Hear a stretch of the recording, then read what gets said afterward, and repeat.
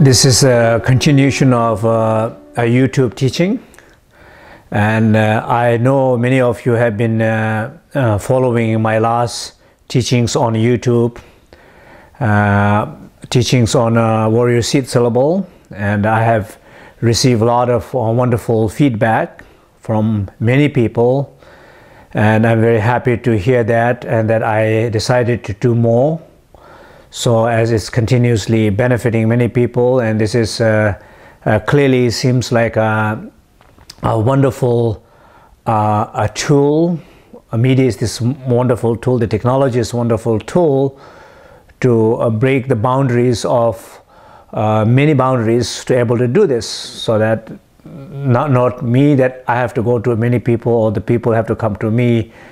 This still is possible to communicate some teachings, so I'm very happy to do this. And so those who have been watching it and kind of really like seriously trying to follow practice, and I'm very happy you're doing that. But I also, if this is very meaningful to you, then I'm going to ask you if you can also let a lot of other people know, basically take little initiative to put together a bunch of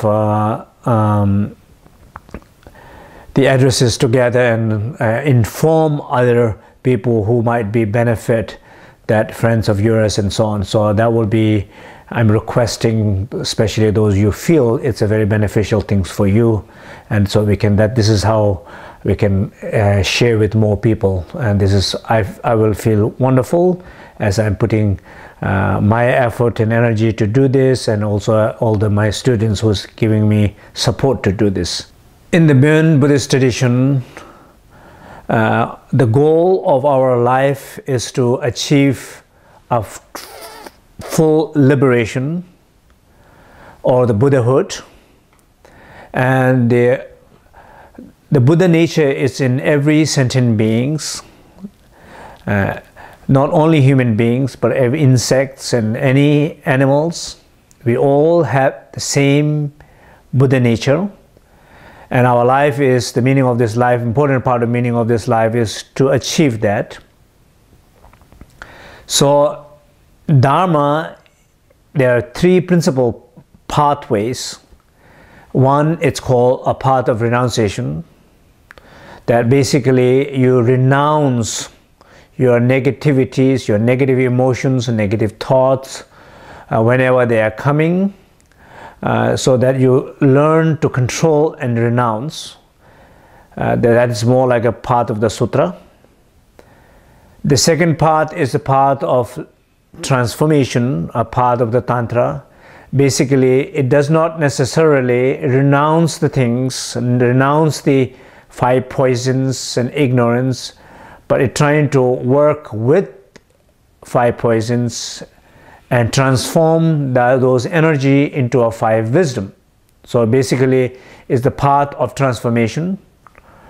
And finally, the path of liberation is the path of dzogčhenu, which is very much like not renouncing your five poisons or your negative emotions, or not trying to work and transform and changing negative emotions, rather leaving them as they are, where they are, and not following them, not elaborating them, just living as it is.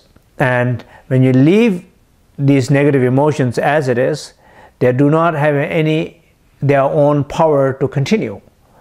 What happens is they just liberate by themselves. It's called self-liberation. It's like the metaphor is like an example of a poison, a plant poison.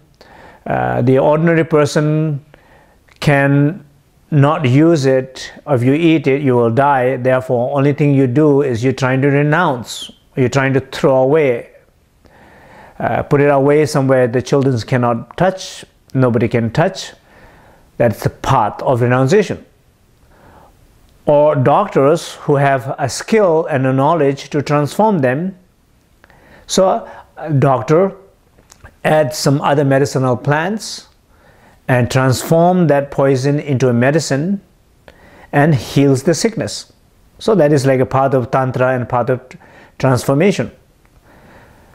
And the peacock eats the poison. And when peacock does not need to renounce it or trying to change and transform it, peacock eats it as it is.